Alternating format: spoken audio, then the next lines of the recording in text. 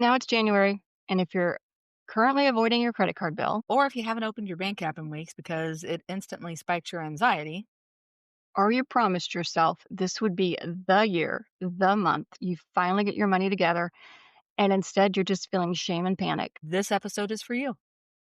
This is Angry on the Inside. I'm Jess. And I'm Jeannine. We're both certified ADHD life coaches. This podcast isn't coaching. This isn't medical or financial advice. It's two women, late diagnosed with ADHD, sharing their experiences. So take what resonates and leave the rest. Today we're talking about why ADHD makes money so hard. Spoiler, it's not because you're irresponsible, lazy, or bad with money. That's true, yes. Agreed.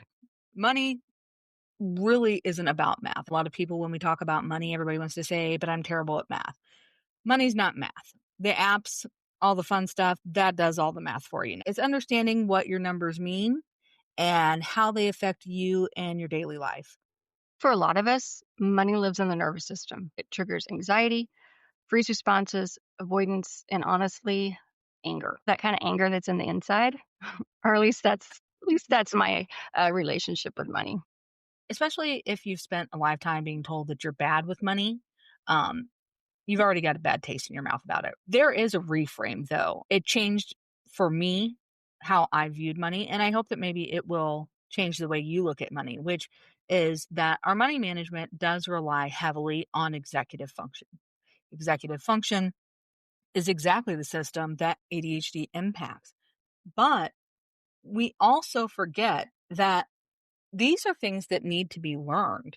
If we need to learn these things, but we're not being educated in school and we're not being educated by our families on how to do this, we're taking on the assumption that everybody just automatically knows how to do it. We do that so often, that assumption that everybody just understands but us. When money just feels disproportionately hard, is to remember it's not because you don't care. It's that you probably haven't, received much education or information about even how to do financial management. But also, it's because your brain doesn't get dopamine from repetitive or delayed reward tasks. What my brain does get dopamine from, going to swipe that card so that I can get the next planner for this year so that I can turn my whole life around. That is a dopamine bump. Yeah. Your ADHD brain just doesn't work that way, which is why it's important to understand that budgeting, paying bills, remembering due dates, all of that, these are not moral skills. They're not. And they're brain-based skills. And that matters because so many of us, we have this internalized idea that struggling with money meant something was wrong with us. It's not a moral failing.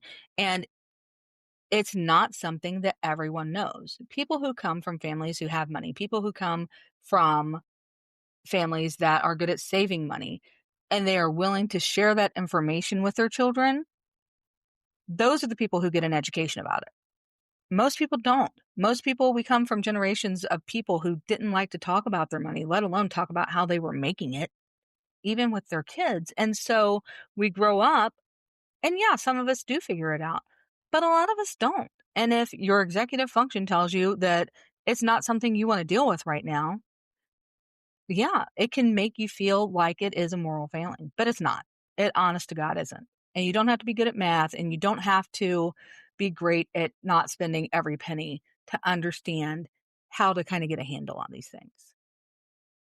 I grew up generally feeling like um, something was majorly wrong with me. I was undisciplined. I was immature because I come from a family of savers, and they see frugality as those people who are frugal or higher moral standards, and that was definitely not who I was. So um, I just always felt like there was. I still sometimes feel, there's that handbook out there that somebody just didn't give it to me, and instead of trying to learn why I struggled to save money, I was just chastised for not saving money. That just kind of burrows down into your self-conscious. It makes you feel less than. And just because you have ADHD or autism or you're on the spectrum doesn't mean that you're automatically bad with money. There are plenty of people who are neurodiverse who are mega savers. There are plenty of people who are neurodiverse who know how to spend every last dime they have until they get that next paycheck, like down to the penny. I have always been one of those people. It took a lot for me to get to a point where I wasn't.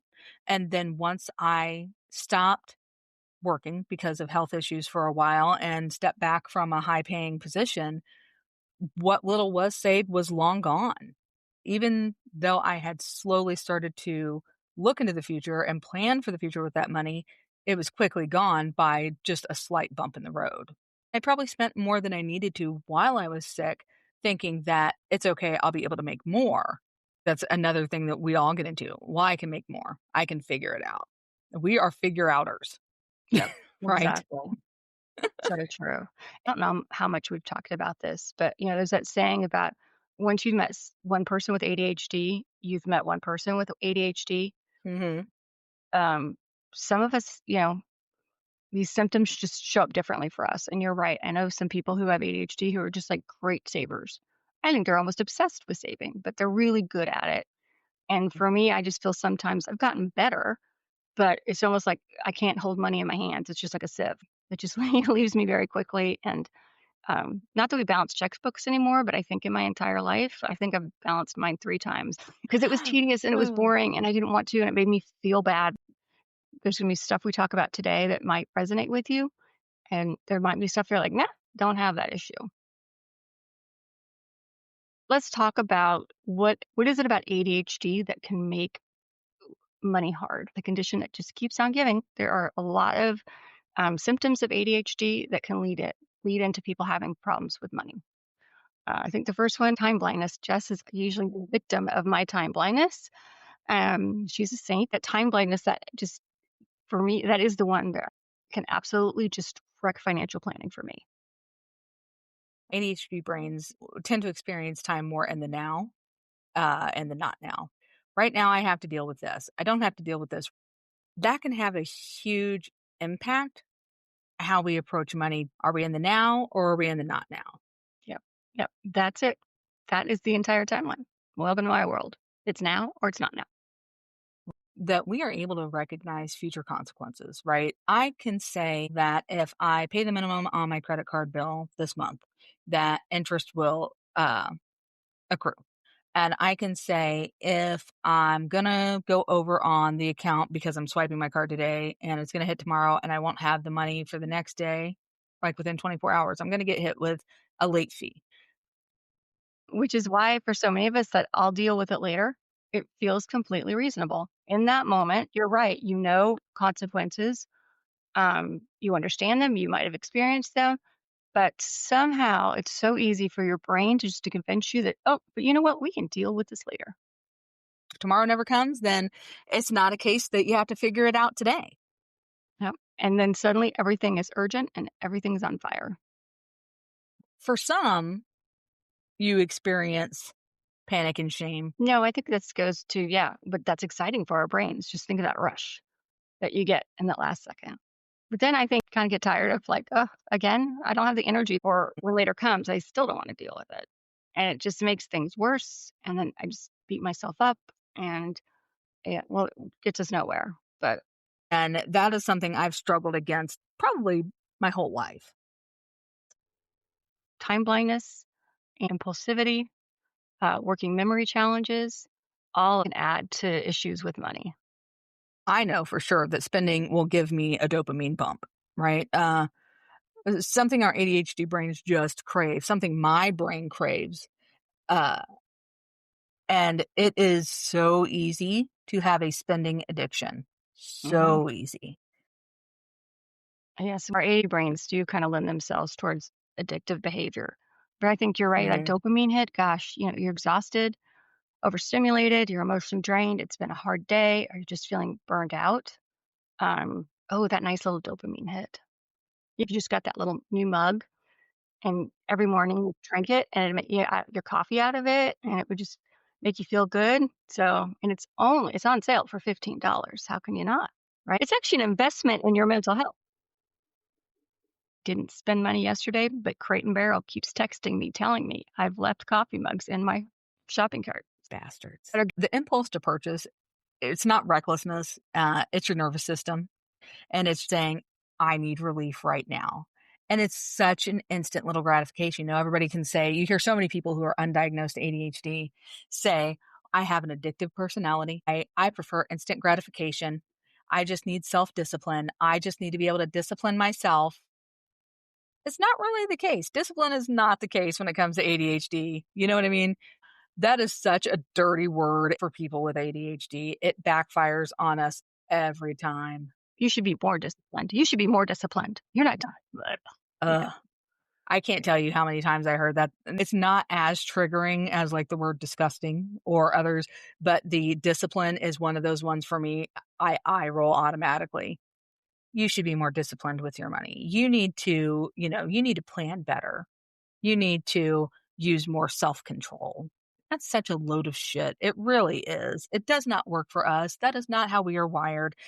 To believe that is not leaning into your ADHD. And for people to tell you that is them not understanding how ADHD works. And that's what leaves us all feeling so freaking shameful all the time. Listening to your nervous system, understanding that you need the relief right now. Where do we go from there? What is that telling us?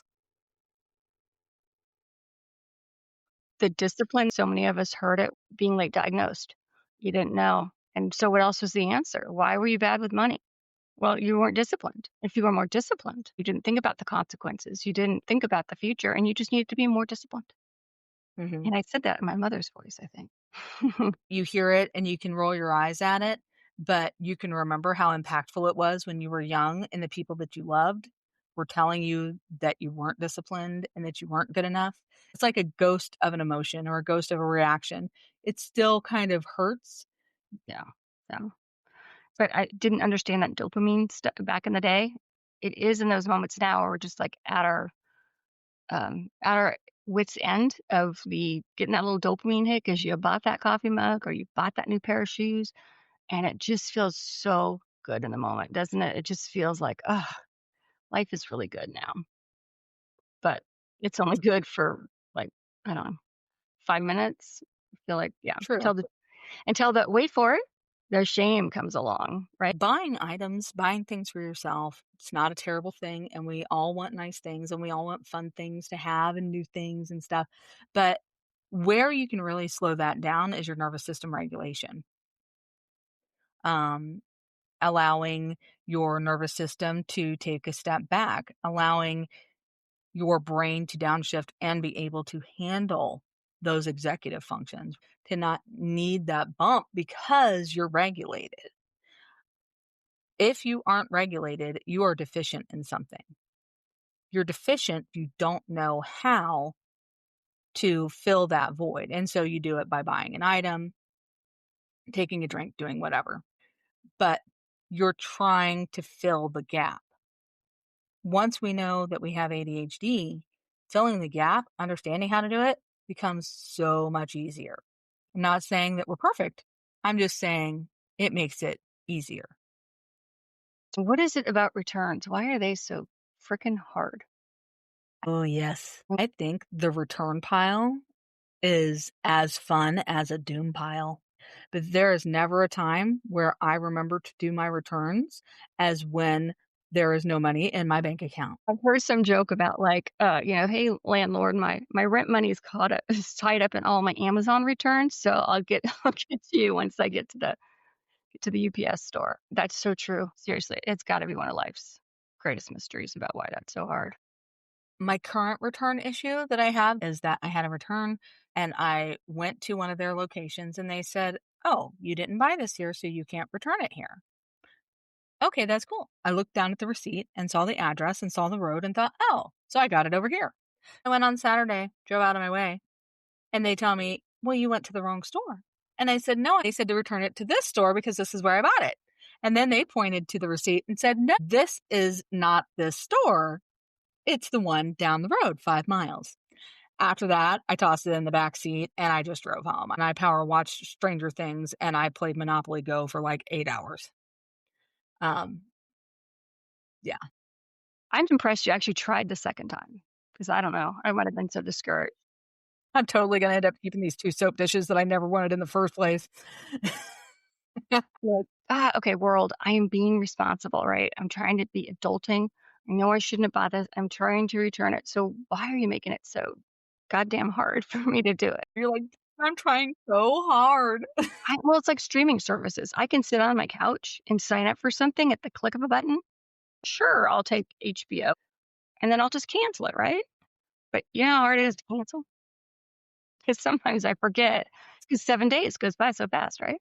And then you go to cancel, but it's super hard and it's frustrating. God forbid you signed up when you had money and you paid Mhm. for an annual subscription, Oh gosh, yeah. because you can bet your ass that the next time it comes up in a year, there's not gonna be any money in your account when they pull that $300. And you're gonna tell them, "No, I don't wanna sign up again, but you didn't tell us not to." "But I forgot." It I'm sure I have HBO still out there somewhere or whatever. very American tale. Somewhere out there, I have an HBO subscription that's now called Max. Oh, This is why it's important to have other ADHD friends, right? Since we're all on a spectrum, one way or the other, no matter what the diagnosis, we all have our strengths, right? well, because somebody will have a good they'll have a good system for how they do the subscriptions. Why they're not walking around with, like, HBO and Norton antivirus and all this different stuff out there for 3 years. There's just things that we're all trying to absorb into our head. If we impulse spend, it's not recklessness. What is it? Why am I buying this? Ask yourself why. It might be your nervous system's just looking for some type of relief. It needs some type of outlet. Is there a way to shift gears? Do you want to shift gears? As long as you're not able to live a life and eat, it's up to you and what you want to do, which is why we always say take what works and leave the rest. If this doesn't resonate with you, it doesn't mean we're not all part of the same community. It just means that these are things that Janine and I have experienced. One of the big things that impacts me, or at least especially used to, but I still do it to a degree. I do take medication for my ADHD and I do therapy and things. So most of the extremes that I used to experience with money are different now, but they're only different outside of 5 or so years, really, not a case of a lifetime of knowing that I'm not supposed to be making these quote unquote money mistakes, or um, knowing that I'm avoiding looking at my bank account because I know how bad it's going to be. And so I'm intentionally avoiding it. Those are things that I did not connect until I started having therapy, until I started, uh, you know, being medicated for my ADHD, until I had a diagnosis. Up until then, I just felt like it was a case that I was avoidant. I didn't want to deal with it. My bills, oh my goodness. I would have a doom pile. I had a doom basket pile just stacked and overflowing. I didn't want to open those bills. If it doesn't have the Amazon black tape, signature tape going over it, more than likely my eyes You're aren't not going to opening see it. it. It's like Yeah, time blindness, but with mail. yeah. No, but see, it's funny when you talk about the mail, actually getting bills in the mail. And to me, it's just like every single ADHD symptom we've talked about so far would just build up for me. I'd get the bill Hmm. and didn't want to open it. Maybe say it was a credit card bill because I really didn't know how much was on it. What do you mean it's not due for like 2 weeks? I've gotten. I'm like, oh, that was 2 months ago. So I wouldn't avoid it because I didn't know what was on it, and then I'd forget about it completely. I exactly recognize what you're saying. It really wasn't even a case of sticking it in a drawer. Well, maybe it was shoved in a drawer. I feel like I had desk drawers shoved full of shit. I had boxes shoved full of shit. We would move and I would find boxes of mail. Like, oh my goodness. Our worth is not determined by our bank account or our credit score, though I do know and recognize that those are both very impactful things on all of our lives. It's very easy to say that one doesn't matter and still feel like it definitely matters. It's not a blanket fix, the things we're talking about by any means. There are things that we can do that can sort of start to help just in general things maybe you have heard of or haven't heard of, but just things that have helped me or that have helped Janine over time, um, that had a positive impact, I think, for both of us. Some of these are more tips and tricks. It's a case that you will start them, they will be novel, they will be interesting, and then they won't. And then you won't want to do them anymore. And you'll have to find another way to approach it. But as long as you're recognizing it and you're wanting to work towards it, those are the things that have the positive impact on your life, really, Exactly. is the recognition and the want. It's not exactly the case that you have to meet all of these things or meet all of your own expectations on this. Understanding your symptoms, that's why it's so important. So you understand that you might have a great plan, but in 4 months, guess what? Your brain's gonna be bored with it, and so you need to come up with Right? something else. Doesn't mean you failed because the first plan only worked for 4 months. Gosh, if it worked for 4 months, that's awesome. And now you Exactly. need to come up with a new system or, a new way of approaching it and knowing that, that's normal for how your brain works. So it's not a moral failing, it's neurological. That's how Hmm. you work. And, we promise not to say, "Just try harder." Right. Yeah, that's what we tell you, I- "Just try harder. Just try harder with your money. Just try harder. Be more disciplined and try harder." There Yeah. you Try go. There's harder. the solution. Pull yourself up by your bootstraps. Right? Exactly. I can do it. Why can't you do it? Yeah, Why can't you just? exactly. Why don't you get like why don't you, get some budget planning thing? That's what I do. It's just like I have the to-do list that I write down, yeah. I use a calendar. I probably open as many emails as I do mail, but the one that always makes me roll my eyes and gets me to click is the Amazon. We found something we think you might like. Oh, Well, hell yeah, you did. You've got all my information.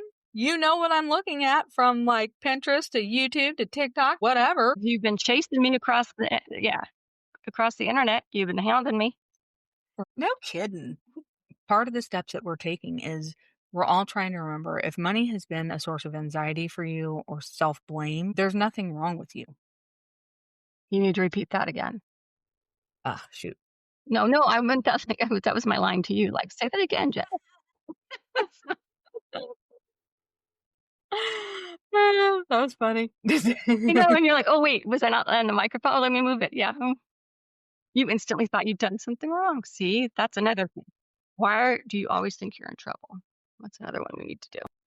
If the regular world wasn't built for the ADHD nervous system, what would make you think that the financial world is? What your solution is can look completely different. You literally have to do what works for you. Don't let anyone come and say, "Why do you have your electric bill taped to your bathroom mirror?" I do it because I want to make sure I pay it. And they can say, "Why don't you just put in a little alert on your phone?" Right. Because I'll look at it once and then 2 seconds later completely forget about it. So do what works for you. Right? I have a client who she's got post-it notes all over her house because that's what works for her. And, don't let someone say, "Well, you should have a little folder and put everything away." She's like, "Doesn't work." The Um, folder. Yeah, and in the folder. And there's an app for that. I know shame it impacts your executive functions, right? It just reduces it. So get rid of the shame and start looking for systems that work for you and understanding they might work for a month, they might work for 5 months, they might work for a year. Who knows? Maybe it'll be the one that you use forever. But allow yourself that. That's all for today. Leave us a note in the comments to let us know what resonated with you. And if you know someone who could benefit from this episode, share it with them. And remember, you're not alone. And you're not the only one who's angry on the inside. Till next time.